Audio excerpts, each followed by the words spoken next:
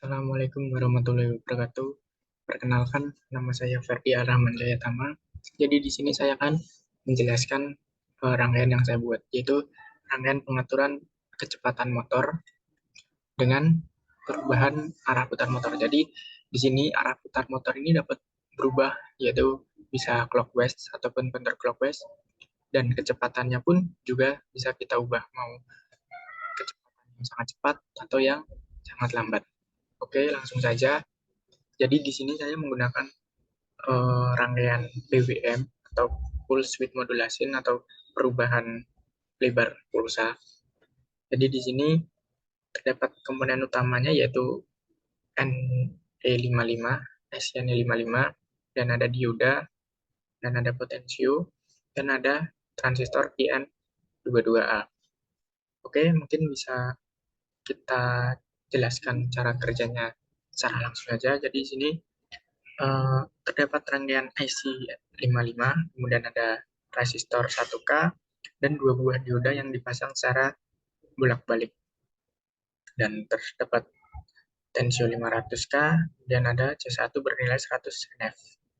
Jadi, pada saat rangkaian ini kita start, atau kita on-kan, maka kapasitor C1 akan mengisi muatannya melalui D6 ini tadi. Dan potensio yang kita set misal di 50%. Kapasitor akan mengisi muatannya hingga tegangan pada C1 ini lebih dari 2/3 kali VCC. Artinya, jika tegangan sumber adalah 12 volt, maka C1 akan mengisi muatannya hingga tegangannya 2/3 kali 12 volt, atau yaitu sekitar 8 volt. Pada saat kapasitor mengisi output pin kaki 7, maka kaki 7 akan berkeadaan high. Saat tegangan pada C1 lebih sedikit saja dari 8 volt, maka transistor internal yang berada pada kaki 3 akan aktif. Ini merupakan prinsip dari transistor sendiri. Apabila tegangan basis mendapatkan tegangan lebih dari 0,7, maka transistor akan dapat berkeadaan saturasi. Sehingga kemudian pada muatan C1 dibuang ke kaki 7 melewati potensiometer yang diset sekitar 45%. Dan D5, tegangan pada C1 dibuang sampai nilai sedikit di bawah 1/3 kali VCC atau 4 volt. Dan saat kapasitor C1 membuang muatannya, output pin 3 IC akan berubah menjadi low. Berkurangnya tegangan C1 di bawah 1/3 VCC ini menyebabkan transistor internal pada kaki 3 ini akan berkeadaan off. Ini menyebabkan siklus yang berulang-ulang sehingga menghasilkan grafik PWM atau grafik kotak seperti itu. Pada saat kita pengaturan persenan dari potensio ini, sehingga akan menghasilkan dari periode high dan periode low, sehingga pulsa PWM dapat diatur. Nah, untuk gelombangnya sendiri yaitu seperti ini. Jadi di sini kita atur pada 45%. Pada 45% ini bisa kita lihat periode low-nya itu lebih banyak dan periode high-nya lebih sedikit. Ini artinya PWM ini mensuplai lebih banyak 0 volt daripada 8 volt. Sehingga ini yang menyebabkan motor menerima tegangan lebih banyak 0 volt dan menjadi motor itu berputar secara lambat. Kemudian kita atur apabila lebih sekitar 95%. Nah, ini bisa kita lihat periode low-nya hanya menerima sedikit dan periode high-nya menerima banyak banget. Seperti ini, lebih panjang daripada yang low. Ini artinya rangkaian ini menyuplai 0 volt lebih sedikit daripada 8 volt. Karena bisa kita lihat periode lebarnya ini yaitu 8 volt lebih banyak atau lebih lebar, sehingga motor akan banyak menerima tegangan 8 volt, sehingga motor akan berputar secara sangat cepat. kita lihat ke motornya. Nah, di sini yang pertama terdapat dua tombol, tombol 1 dan tombol 2, di mana tombol 1 sendiri digunakan untuk mengatur motor agar bisa berputar clockwise, dan yang kedua untuk mengatur berputar counterclockwise. Kita coba yang clockwise terlebih dahulu. Nah, motor berputar secara clockwise dengan, bila kita lihat, perubahan kecepatannya ini sangat cepat. Ini dikarenakan dari perubahan PWM-nya tadi, di mana periode low-nya lebih sedikit daripada periode high-nya, atau rangkaian ini menyuplai lebih banyak 8 volt daripada 0 voltnya, sehingga perputaran motor di sini sangatlah cepat. Namun apabila kita ubah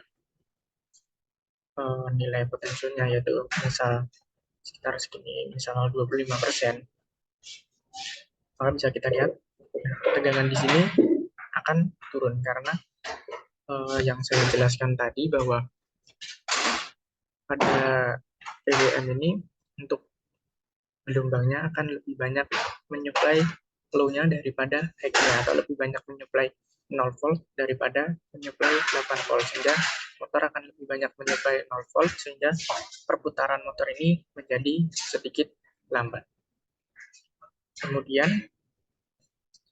kita lanjut, apabila kita klik tombol yang nomor 2, itu tombol counterclockwise, bisa kita lihat sebentar biar motor sampai 0 dulu.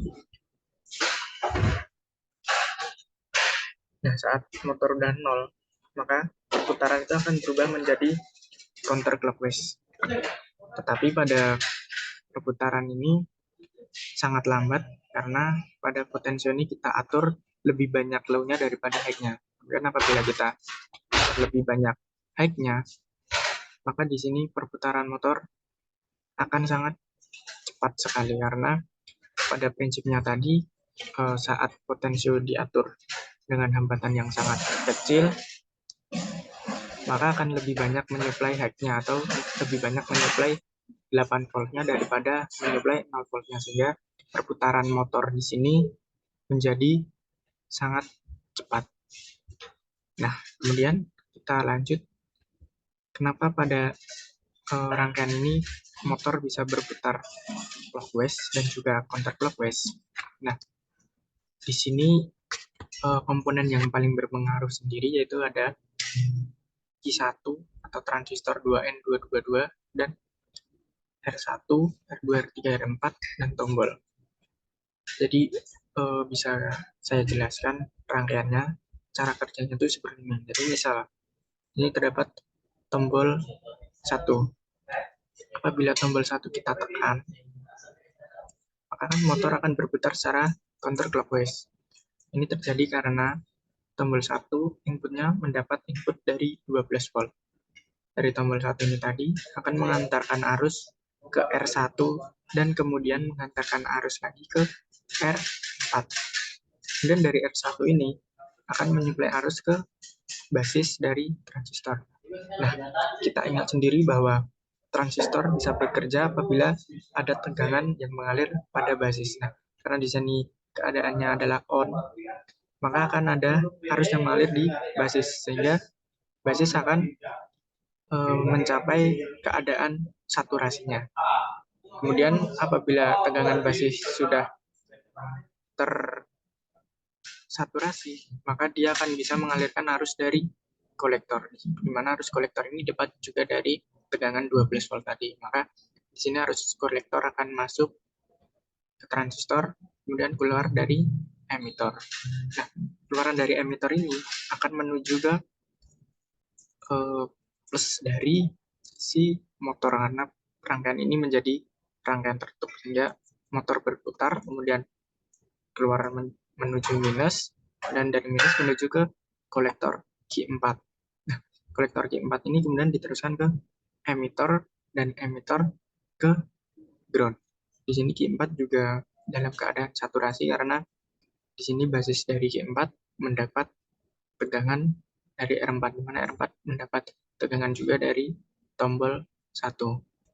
Nah, untuk yang counterclockwise sebenarnya prinsipnya juga sama. Jadi ketika tombol 1 di-on-kan, maka akan R2 dan R3 akan mendapat suplai.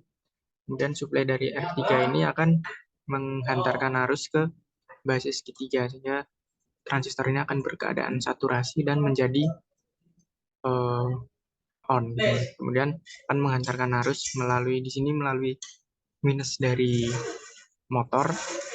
Nah, apabila tegangan itu mulai dari minus, maka akan bergerak secara counterclockwise.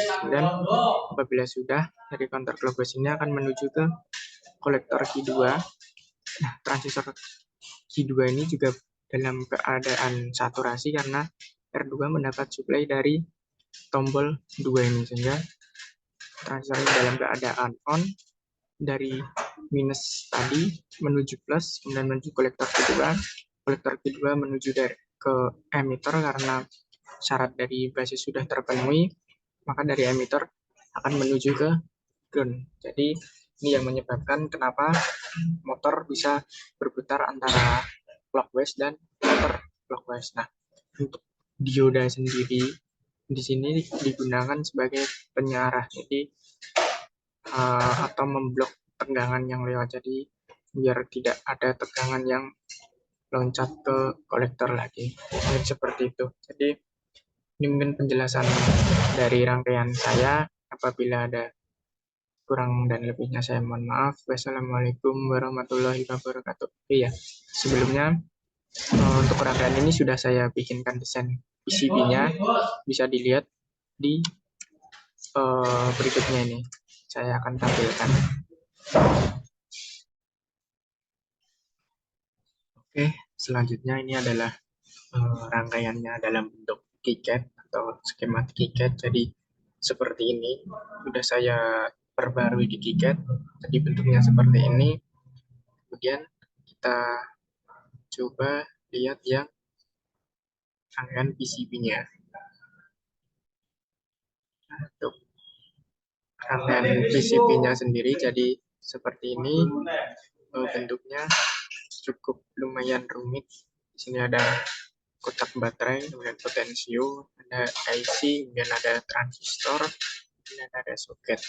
Kemudian dari bentuk layout PCB tadi kita ubah ke bentuk 3D. Nah, jadi hasil akhirnya adalah seperti ini.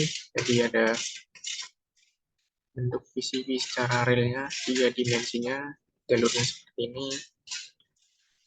Seperti ini. Mungkin ini saja yang bisa saya sampaikan. Apabila ada kurang lebihnya saya mohon maaf. Wassalamualaikum warahmatullahi wabarakatuh.